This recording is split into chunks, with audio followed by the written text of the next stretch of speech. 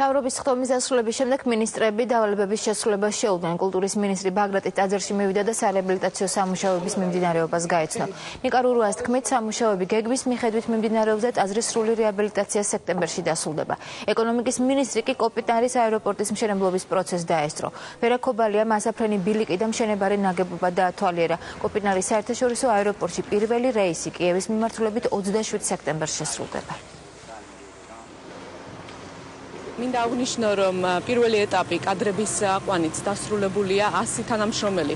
უკვე ამ ეტაპზე გავიდა ყველა სამივე გასაუბრების ფაზა და ეხლა გადის უკვე ტრენინგებს. დამატებით კიდევ 100 თანამშრომელი იქნება აყვანილი. ეს არის ნამდვილად ისტორიული პროექტი, იმიტომ რომ საუკუნეები ელოდა ბაგრატი და